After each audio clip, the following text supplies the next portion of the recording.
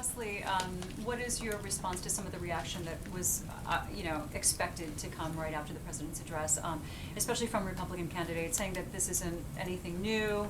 Is this all there is? It's just a couple of bombs each day. That's not really going to defeat ISIS. And again, every time he speaks, it's going to keep coming up that he doesn't say radical Islamic terrorism. He called it an act of terror, but he's not wanting to say Islamic. Are you feeling like that is just going to be overly broad and it's going to exacerbate the problem as you mentioned? Or is it to the point that he's not going to say it because his opponents are calling for him to say it? I mean, what would be the harm of actually saying that one word?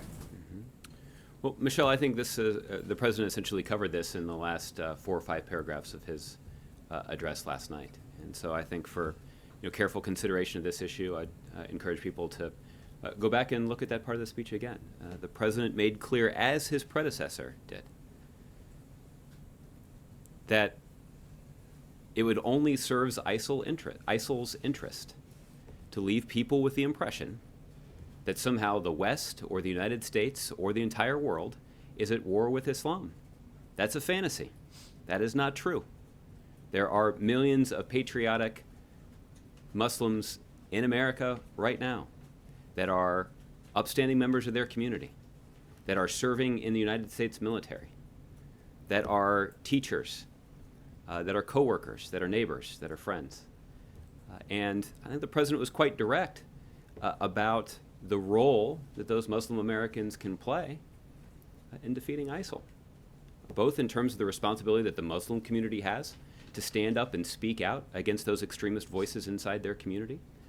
At the same time, the broader American community has a responsibility to make clear that we're going to work with Muslim Americans to protect our country and to protect those in their community that are at risk of being radicalized. Calling it an individual act of terror, an act of radical Islamic terror, that would indicate that we're at war with all of Islam?